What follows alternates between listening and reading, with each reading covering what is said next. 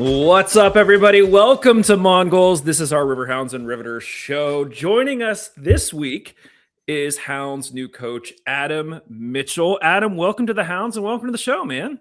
I appreciate it. Hope you guys are staying warm and bundled up out there. What is the snow situation like at your house, Adam? After this, I'll be going for the 5th shovel of the day. So try and make sure I get to practice tomorrow. So I hope that explains it a little bit. What time is practice tomorrow? Should be about 12. We're trying to leave it a little bit open to see how the weather reacts. But it should be 12. For sure. Oh, good. Well, for those who aren't familiar with you, can you give everyone kind of that 30,000-foot view of how you went from being a young man in Brighton to now assistant coach for the Riverhounds? No, I was playing kind of non-league in the UK. Got a text from a friend saying we needed a forward in college for Ashland University. So just said yeah and came out, and then did the usual college route. Ended up playing at Notre Dame College after Ashland, and then did a GA, then kind of volunteer part-time, full-time at Tiffin University in Ohio.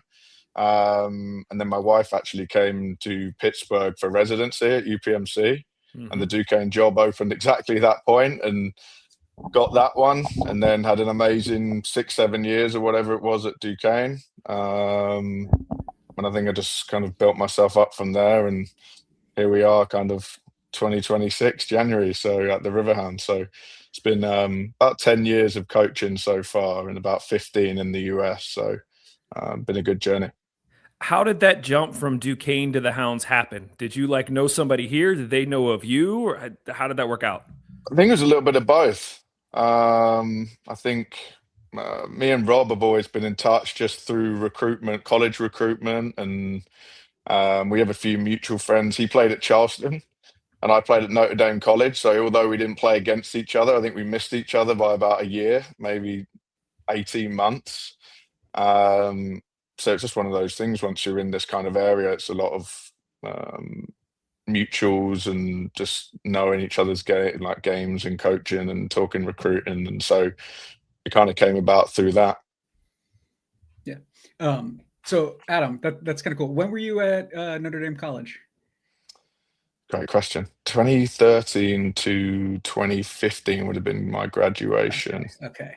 I drove from Houghton College for our students. They played a playoff game, but I think that was 2012. So I probably just missed seeing you play. Yeah, that would have been Ashland. So Ashland got the program in 2013 in June. So then I had to find a team. I was very fortunate that Notre Dame came by. So that's how I kind of ended up there. So it was cool. Yeah. Cool. So tell us, maybe in one or two sentences, how you would describe your coaching style. Coaching style, I think I'm very competitive, pretty intense. And so I'm pretty detail oriented. And I think that's what's been fun about being around Bushy and Rob and Vis and kind of seeing how they're working. And I'm trying to, before we get on the pitch, I'm like, let's compliment them first and foremost. They're the champions at the end of the day. So just looking to add where I can, but no, very detail oriented in how we want to play and how it works on the pitch and how exercises go through from one to another and all the kind of the technical stuff. But no, super competitive, pretty intense with it all. So out of my first question that I have to ask, are you a Seagulls fan? Absolutely. Yeah. Okay, great. Justin will stay on. That might have changed this whole interview if you had said no. So we're good. I was at Withdean Stadium, which initially probably had less than Highmark as a season ticket holder. So no, been through kind of the full run of things there as well. Adam, just to give you the background, Justin's wife is actually the president of the Stateside Seagulls. So the fan club here in America. Yes. And Justin, how many times have you been there now? We've been to Brighton twice, and we're planning our third trip in August. So we're headed back. We haven't been in the summer yet, so we're excited to catch the summer vibes in Brighton and hit the beach. We've been in Hopefully October and you we've been get in the February. 15 days of sun is kind of... Yes, I hope so. Yeah. I hope so. That'd be amazing. Summer's the best. Summer in Brighton is the best. Cliche, but it is. It is the best for sure. So we've heard from Bushy that you're a stats guy, and I would expect nothing less being a Seagulls fan, because that's right. So when you joined the Hounds, were you surprised, or maybe about how much or how little they were using stats, and kind of how are you thinking about that with this year coming up?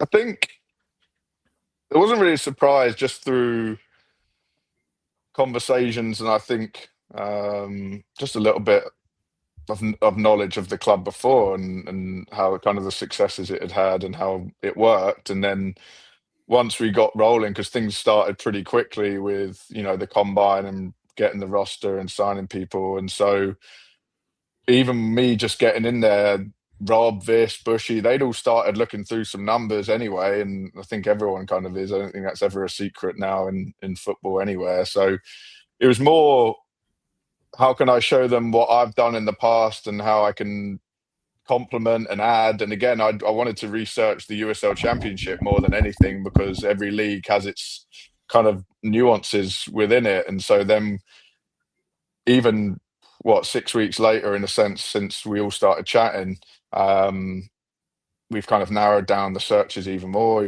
like who has success, who doesn't. And so that's kind of how we're trying to build out the roster a little bit. But then you can't just use numbers only. So it's a tool at the end of the day. And then you got the eye test and references, and you just got to hit as many touch points as possible. But the numbers, when you don't have 10 full-time analysts, it helps kind of refine your search and speed up the process at the end of the day. And so, and someone might jump that you didn't think was going to jump, and then someone people think is great might not. And so it just gives you again the bird's eye view on it all, I think, a little bit. Yeah. So, I mean, that kind of really leads into what I was about to ask. Like, obviously you're looking at the numbers, you're trying to make decisions before these guys come into camp. But then you see them in person.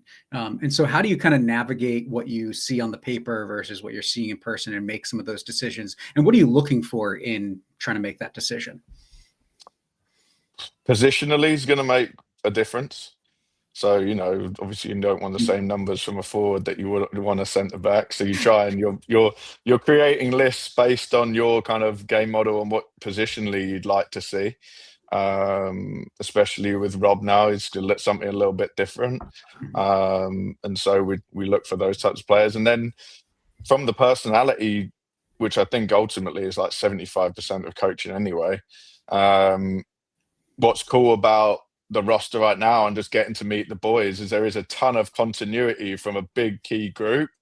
And I would include like Chico in that, because he's walked back in, it's like he never left. So and I think we're all equally as excited as like coaches and fans to have him back. So that's a really cool piece, adding him in. So then you've got to let the new guys kind of, some people are going to hit the ground running, which you hope kind of everyone does. We've also got to help people through,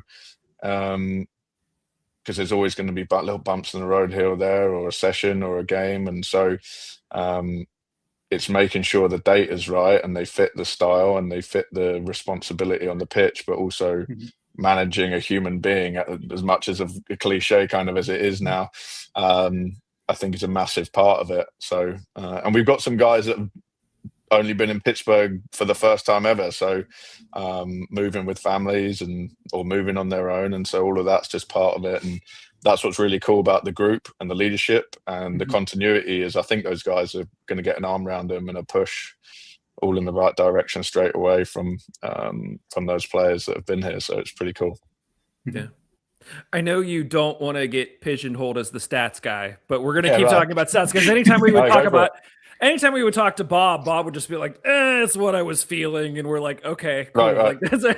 But I was thinking about stats, and it seems like there's different buckets where you can kind of have kind of like full team stats over the course of the season. You could have individual stats. One of the things that we've heard rumblings about, and I don't know if this is true or not, but obviously guys in the Prem will wear like the vests, and you'll have kind of like live tracking of sort of their vitals during the game and things like that.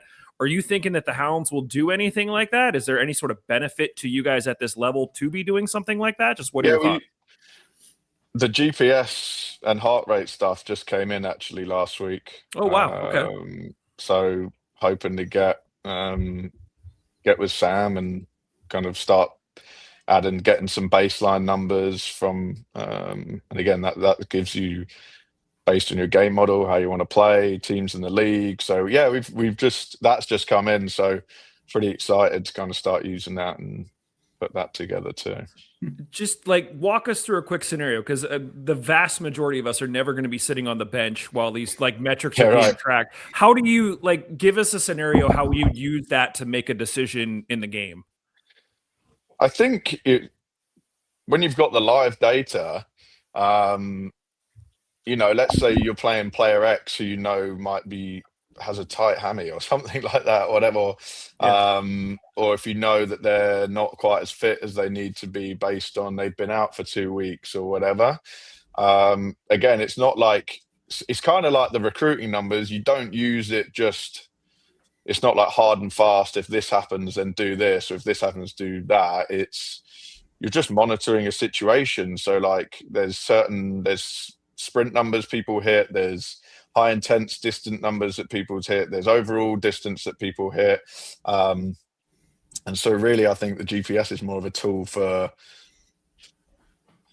I hate some of the phrases, but like load management in a sense, like, or if you need an impact person, there's speed, or it's more about that kind of stuff on the side than anything else. But based on training and everything like that, you're trying to make sure you're not peaking in February from a physical standpoint, and that you're peaking in August. You know what I mean? Like it's a long season, so you don't want to be the fittest you can be in February. You want to make sure those physical outputs kind of match that as well. So, and then also the different people. So some people are built for speed, and some people are built for distance. And so you can't just purely base results on like whether they're a good player or you're going to play them or not. And so you have to use the whole package, and not, obviously it's not like one stroke for one and another for another. So you have to make sure that you're using the whole spectrum of it as a tool more than anything. But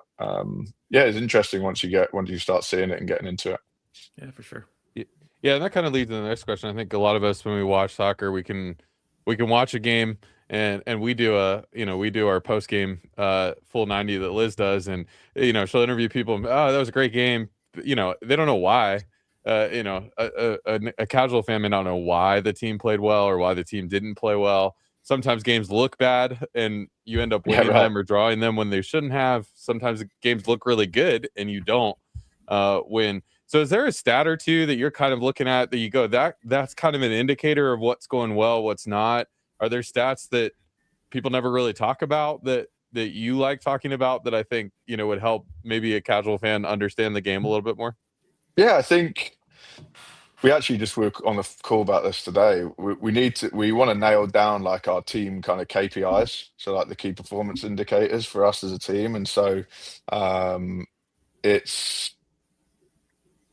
football's is the most random sport in the world, right? So you're trying to eliminate the randomness through coaching and recruiting and all of that. And so big thing for me is that I started doing at Duquesne was these post-game recaps. And so that way, if you look at the game as a whole, win, lose or draw, how were you in terms of like moving forwards? And in college, obviously it's like a 3-month sprint.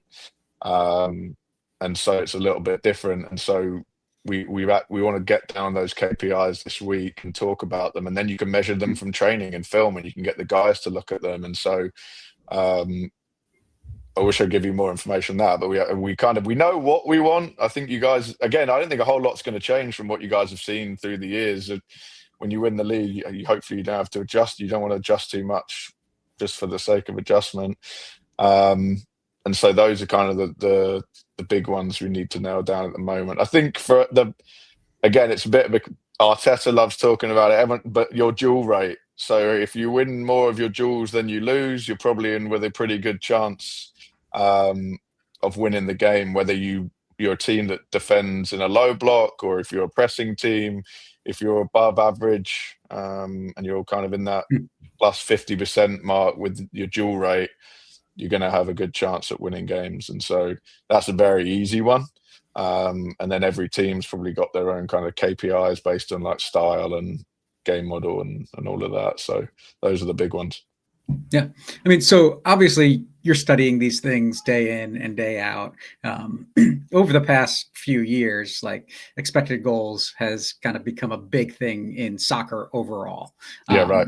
Yeah. Do you care about it? Does it matter? Does it matter for like anywhere in soccer? Does it matter for the USL Championship? Is that different based on those levels of play? Like, yeah, your thoughts. Yeah, there's so many different models too, right? So like there's some models are really good, some are okay. I think it does matter, but I think it's context. So like if you have a player that can just like bang shots from 25 yards out, you're not going to stop that guy from doing that. There's a skill set. If you've got Steven Gerrard, you're not going to tell him not to shoot. So like again, it's XG is important because I think again it's kind of like a tool. So like if everybody wants to shoot close to the goal, that's an important thing. That's usually how you score. Even the worst model of XG is going to tell you whether you were shooting in the box or not. But you also might have a player X that you're like, we really want you to shoot. So like even if you're 25 yards out, shoot. Like the Morgan Rogers thing at the moment that's going around, like maybe he is outperforming. He's not done this before, but maybe he's been practicing for 18 months at long shots because now teams are so good at sitting deep and defending deep. There's got to be a way to score from outside the box. So again, I'm going to sit on the fence, cliche, but it is. I think it's a really useful. I think it's a really useful tool. I think the team that usually wins is probably going to have a little bit more. Obviously, again, football with randomness and transitions and all of that. But I think it's a useful tool, and I think people are harsh on it because it is used probably way too much. It's probably out there way too often on TV and stuff like that. But it's certainly something we want to look at just from a shot quality standpoint for some of the guys. And again, based on skill sets. So there's guys you want close to goals. There are guys you want a little bit that you're cool with being further away. So I think it's one of those. Yeah. I'm gonna have fun talking to you this season. Yeah, right. Adam, you beat me too. I was going to ask you if the team has any kind of KPIs that you guys have set that you're going to be measuring towards. It sounds like you guys are still working on that. You personally, this is your first jump into kind of the pro level. Do you have any personal goals for yourself? When you look back at the end of the 2026 season, what are you going to see and say that was a success? Difficult from a kind of an assistant coach standpoint because again, you're coming into a scenario where you've got some big personalities, some winners, some experience. And so I think one of my biggest things that I've just told myself the whole time is to make sure that I'm complimenting everything that's being done and has been done, but also just making sure that I'm adding in from my skill set. And so what's been amazing is going into it, and there's just been in the office now, it's just like a think tank. There's whiteboards everywhere. There's like TV. We're looking at data, players. I put together like a doc for everything with the recruitment. And so like for me, it would be one to win the thing again. I said to the guys when I got in, I said, some of you had a parade now. I'd like one of those. So I think if you're not in to win it, why are you in it? It's kind of how I feel about it. And so ultimately, I think you set little targets for yourself. I haven't like nailed down any one thing for just myself because I want to make sure that, again, there's some guys out there just doing a great job, and the team's been doing a great job. So making sure that it's kind of a flawless transition more than anything. Yeah. Adam, I think we could sit here and talk to you all night, but we got to be respectful of your time. We're just going to have you back. We're going to run into you at the end of games, and we're going to spend 20 minutes of your time chatting then too. We really appreciate you taking time out of your Sunday night to come and chat with us. Best of luck. I know you guys start the actual like preseason camp this week. Yeah. Yeah, hopefully tomorrow, as long as the weather right. So best of luck with the guys. Best of luck with preseason and getting into the season. We're really looking forward to all that you're going to bring to the team. And yeah, man, we really appreciate you taking some time to chat with us. I appreciate it. Yeah, I'd love to hop on whenever you guys want it. All good. Awesome. Awesome. Thanks, Adam. All right, Have a guys. good night, See you man. guys soon. See ya. See ya. That was great. Oh my gosh. He fits in so well. It does. Yeah. It just feels like we keep harping on this idea of, it feels like pleasant surprises. And I think we had said that having somebody like Adam come in to me feels like a pleasant surprise. To hear how much his opinion and sort of how much he is being welcomed to contribute, I think is amazing. I hearken back to when Rob Vincent came in, and I was like, oh, based on your offensive experience, are you telling Bob? And he was like, whoa, you don't tell Bob anything. Like, Bob, you're just kind of here. This feels again like the opposite. They brought in Adam because he has a skill set that they're like, we're lacking here, and we welcome your feedback. So yeah. Yeah, really, I mean, just his personality too, right? Like, you could tell he's thoughtful, but you could tell he's really personable. And I think that, like, there's a set of coaches and a sporting director that can build really strong interpersonal relationships with the guys, and that I think is awesome. Yeah. It will Plus, be. Go ahead, Justin. I was going to say that. Plus, I love that he's a forward, and I think that will, it just going back to like some of our issues over the past couple of years, being like, hey, we got to score. Thinking about Rob as the head coach and Adam as the assistant coach, and both of them having been goal scorers or forwards, I feel like that's going to bode well for this team and kind of the way we set up in the games this year. Yeah.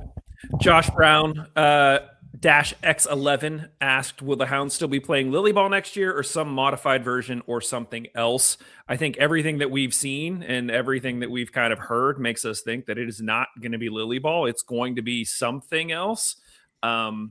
But we'll see once they actually take the field and start kicking things around. One weird tangent. As soon as Adam jumped on, I had seen pictures of Adam, but I was like, he kind of looks like Rob. I'm waiting for some local publication to have a picture of Rob and call him Adam, or have a picture of Adam and call him Rob, because there's a lot of similarities there.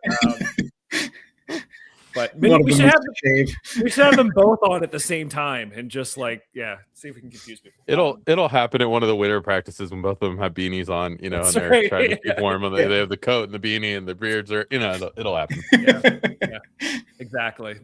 Well, we do appreciate Adam jumping on and talking to us. It sounds like there's going to be a lot of new things in the back room, on the sidelines, all of that we can look forward to this season. All sorts of new areas of the game that we can have conversations about. Like we said, have him back on and talk about some of the stats as the season progresses. What sort of things are they seeing in players? And he seems really open to talk about all of that. So really, really, really great stuff. Guys, a couple of other bits of news that wanted to make sure that we talked about here. The first one, Vactor and Edric have restructured their contracts. So they now have a contract for 2026 and an option for 2027. Prior to this, for those who don't know, they had both signed a 1-year deal with an option for this year. And so the team said, after the success of 2025, we want to bring you guys back for 2026. In the past, that kind of would have been it. It's like, okay, we pick you up for 2026. Once 2026 elapses, then we'll have a conversation about your contract and whether or not we want to bring you back. And we've seen players at the end of that 2026 season would go and find somewhere else, or they would get signed by somebody else, and the Hounds would get nothing from it. And so this is a complete shift. This may be the first time, I think, that we've seen them go into an option season and restructure a deal and say, no, we want to put pen to paper for 2026 and have an option on 2027. Steve, I know that this is something you've been calling for like forever. So you have to be happy about this. Yeah. Oh, I am thrilled. I mean, we have had so much, like you said, like pleasant surprises. All good news this offseason, right? To me, though, I think this is the biggest piece of news because we've had in our conversations is this an indication of how different things are? Is this an indication of how different things are? And each time we're like, we think so, we think so. To me, this is the thing that says, this is how different this organization is being run, that we're not going to let these guys, right? Like, I mean, if we look back and look at some of the players that we've lost over time because they were at the end of their option year and other teams were coming calling before the end of the season, like there's a big list of really good players that have walked at the end of an option year after their second season. To know that these guys will not be walking because other teams are talking to them is absolutely fantastic to me. And I just love it. And they're both really great guys. And I think they fit in to the team culture really well and great players. So, I mean, two probably of the top probably 4 best first year defenders I think we've ever seen in the past 8 years. Justin, your thoughts? Yeah. I mean, I'll argue you a little bit, Steve, on this is the biggest piece of news. I mean, we do have No, I think it is. We do have a new coach for the first time in 8 years, which I think is probably the biggest piece of news. But I think, like you said, this is the biggest indicator of a shift in the way this organization is operating. And so I do love that. And I think, especially for Beto, I think, a guy coming out of college, in looking like he's going to be a really solid center back or defensive midfielder, whichever they decide to play him at, for a lot of years to come. I think this is a really good indication that the Hounds are saying, hey, we want our guys and we want them around for a little while. And I think, you look around the USL and it is becoming, it's more common that there's transfer fees and things being thrown around. And so I think it is important that, a couple years ago it was more trades and that sort of thing. So the contracts weren't quite as important, but in the, recent future with some transfer fees and things being thrown around, I think it is really good that we got these guys locked up for another 2 years, or could have them locked up for another 2 years, and gets us going, as we look toward Division 1. Yeah. It'll be interesting. I want to go back now and kind of look at who else on the roster isn't at least kind of our decision to make at the end of this season. But I mean, if you think about it, if we had done something like this in the past, maybe we would still have a Sean Suber. Maybe we would still have, some of these other big names like a Joe Greenspan, because at least at the end of the season, they don't have the flexibility to go to talk to somebody else. Even if they're interested in going, you still own their rights. So you can negotiate. And Justin, to your point, maybe you sell the rights if they really want to go and you're getting something back for it, as opposed to just, well, we'll wait and see at the end of the season. And then they are able to walk for nothing. So we want to give the guys the best opportunity to play and the best opportunity to make money. This isn't about like locking people into a deal, but you also don't want great talent to be looking around going, well, I don't have anything, so I got to make plans for something and not certain about what their future is. And so I think this works out great for the club. This works out great for the players. And Justin, to your point, it's just one more of those indicators that like things behind the scenes are happening differently, which I think we're all really, really happy about. So, and to your thought there, Mike, like these guys aren't going to sign a deal for the same amount of money. Like they're not going to sign a longer deal for the same amount of money. So your point, like we want these guys to make money and get what they're owed and all that kind of stuff. And I'm sure some of this from the club was, hey, you guys did really well this past year and we need to lock down our defense for a couple years. And so here's some extra money and an extra year on the contract. Right. Yeah, exactly. Make it worth their while. So, So going from the back line to the front line, guys, we also signed goal scorer Trevor Amon. Interestingly enough, Trevor Amon was the Golden Boot winner in 2023 in League One with Northern Colorado Hailstorm. So technically we have both Golden Boot winners from 2023 in Trevor and Chico. He signed with us from Sacramento after also spending time in Tulsa last season. Justin, your thoughts? I mean, I know in the past we've brought in kind of proven goal scorers and they have kind of failed to gel with this system. We've said we're not sure if this is the same system. So your thoughts on having 2 Golden Boot winners from the same year? Yeah, I mean, obviously, when you lose 3 out of our 4 forwards from last season, like you gotta have something and you gotta figure out some way to replace that. And so I'm glad that we've signed another forward. I think, having the opportunity to work with a guy like Dikwa toward the end of his, toward the probably end of his career, but like a guy who has had proven stuff in this league and has scored in this league, many, many times, can give him on some thoughts and help him along and all that kind of stuff. Like you relish that opportunity, you take those opportunities. And I think that's what helps a guy like Charles Hall be really good is, Robbie Mertz, Danny Griffin have been around for a while. And so they can have, in his first year, they can be like, hey, do this, try this, figure out this. And I think this can be sort of the same situation with Amon and Dequa. And so I'm hoping that works out really well. He looks like a good player. I love some of the highlights, getting on the end of crosses. And when you keep guys like Junior and stuff around, you want people who can get on the end of crosses. So he looks like he can. And so I'm excited. Steve, does this indicate to you, bringing in someone like him, that maybe we are going to have a change and maybe we do play two up top, or is it just too early to tell? He could very much be a backup for Chico. Yeah, I know. I mean, I think it's too early to tell, and we have other attacking players that could be playing up top regardless of what we do. What I think, for me, the biggest indication that this is that the organization is not satisfied to not go into the season without experienced players and players that offer something different, right? So we've got 17 players announced at this point, which once we get another goalkeeper, that's a full 18, and none of them are playing for the first time professionally. And I think there's quite a bit of difference in some of the midfielders that we brought in, or midfielders attacking wingers, right? Like Goldthorpe, is that his name? Yeah.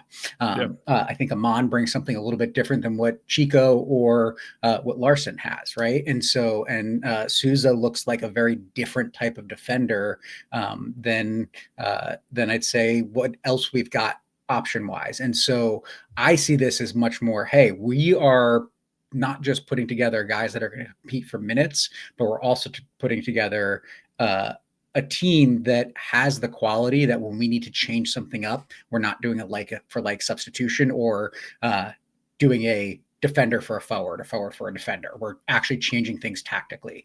So I think that's where I see their big strength in signings like him. Yeah, really excited to kind of see how this all shakes out. To your point, no two players seem to be the same. And I think that there are a number of teams that have had a lot of success because that gives you a little bit of flexibility in how you can deploy systems. And so I am really interested to see. I don't even think preseason is going to give us a clear indicator of what's going to happen here, but just kind of what, Rob and Adam and Bushy and Vis all have in mind on those whiteboards once the season gets rolling here. But I do think be a lot of fun. I do think preseason will give us a bit more of an indication, because we've got 16 field players right now. Like, we're not looking to fill in a third of the roster with players in camp, right? Like, we could go into the season and field a starting 18 or a game day 18 with a backup keeper. And that's a huge difference. So I think there is some sense where I'm hopeful that next Monday show up at the stadium or at Montour and see something that we see a month later for the season opener. Yeah. And I would agree with you. I was going to say, I would agree with you too. I think one of the things that I think this team has done fairly well over the past couple of years is those mid-season transactions, and bringing in Jockeson 2 years ago, bringing in Boone this past year. And it's like, you'd love to see a few more of those, like, move to the beginning of the season. Like, so I'd love to see like an experienced forward brought in here, a third experienced forward. It doesn't have to be someone as proven as Adequa, but like someone who's scored some goals in this league, brought in toward the end of preseason here, where we're not trying to make an adjustment midseason, not trying to have Adam talked about it. Sometimes when those guys are moving, they've never been to Pittsburgh. And so they don't know where to eat. They don't know where the restaurants are. And they're trying to figure out a whole life outside of soccer, as well as trying to gel with a whole another set of guys on the field.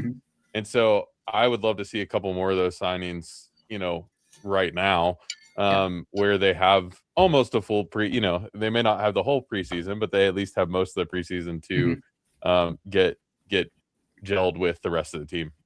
Yeah. I was going to say the other thing is that we know that there are guys in camp that have not been announced yet. So we have no idea how many of those guys are college guys, how many of those guys are experienced players looking for a spot. I know one of the things that we always tend to do is we go into the preseason, we make assumptions based on who we're seeing, like, well, they've got to be the starter, right? And then you never hear from them again. So there could still be guys that are like in the system working their way through that are going to be massive impact players that we haven't even heard about yet. So while it's great that we have all of this experience already, what else is like lurking behind the scenes that's going to be joining this team and being able to make an impact? Yeah. So lots to be excited about for sure. Guys, one other big bit of news, and it's pretty impactful from a merchandise standpoint, is that the Hounds are no longer signed with Charlie. So we win the championship and we say, see you later. And we have now signed with Hummel as our new kit providers. And it sounds like some people within the fandom have known about this for a while, but the team just announced it. Justin, your thoughts on switching from Charlie to Hummel? Yeah, at first I was like, I think what I associate Hummel with, like off the top, is like the Mexican kits with like 1,400 sponsors on the kits, and I was just kind of like, oh man, like this is not, And then I think we posted their website and some of the other teams that they're with. I think the kit darlings of this past year were Portland Hearts of Pine, which are a Hummel team.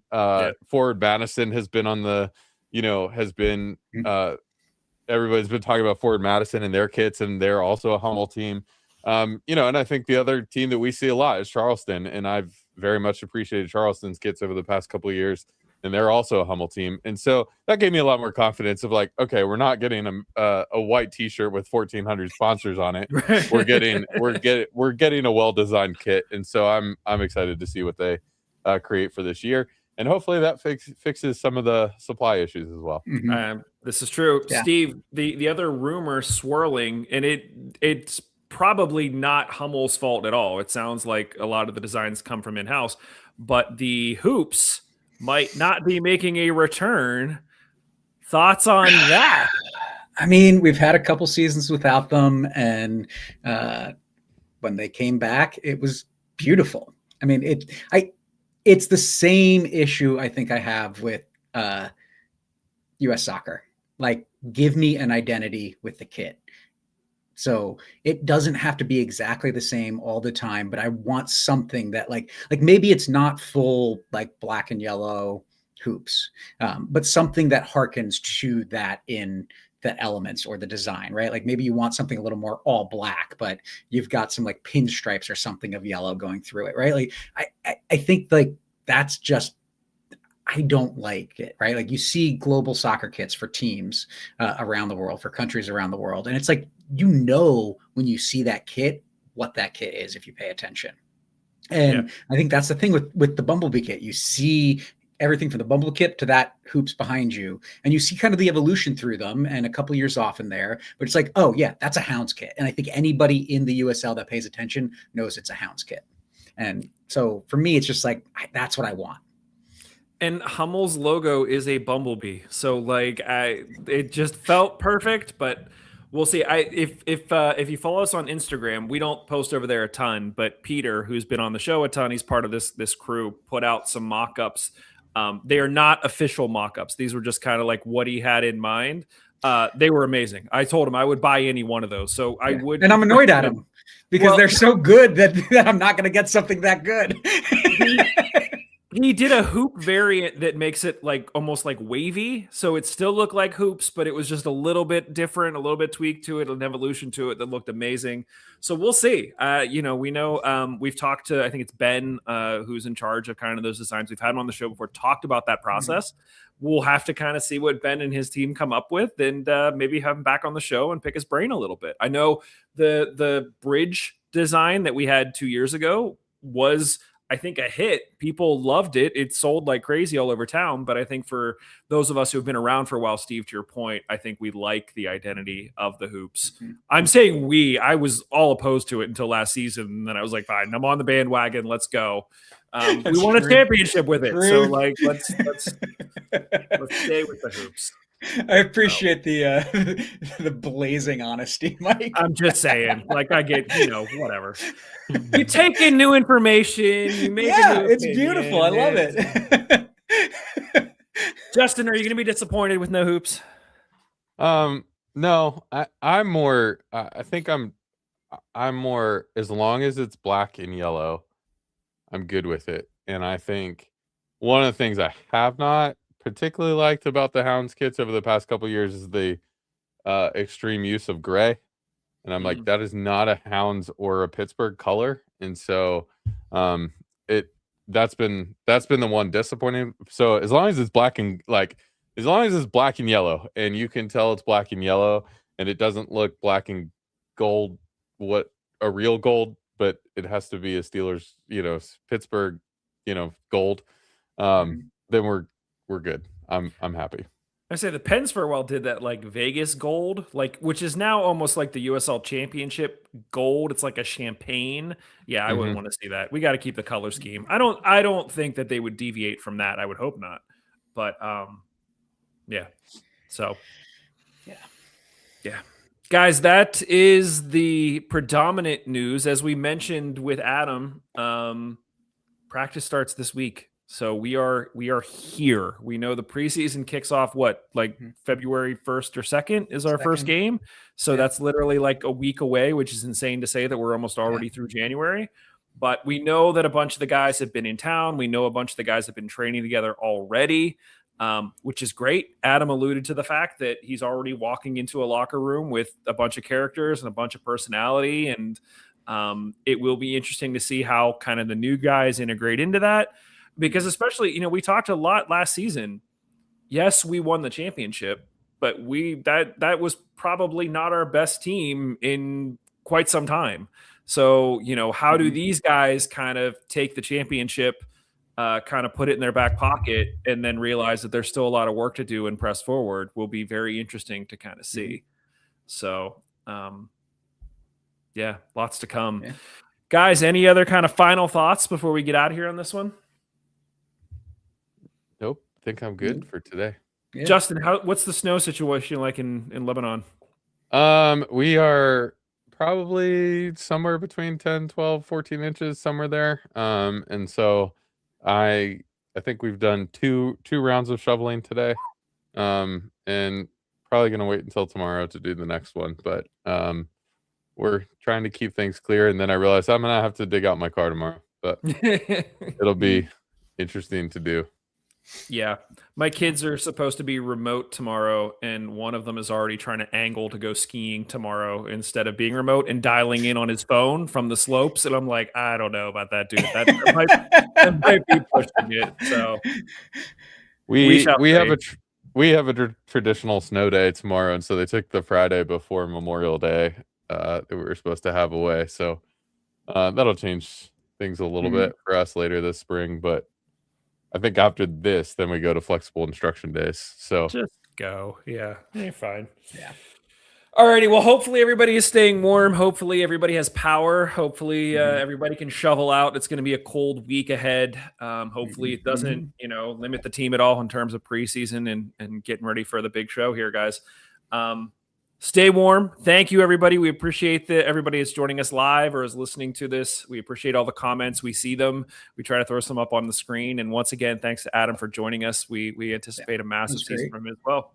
So I think that's it for us. Thank you, everybody. We will be back with more Hounds and Riveters content for you very, very soon. See ya. Later.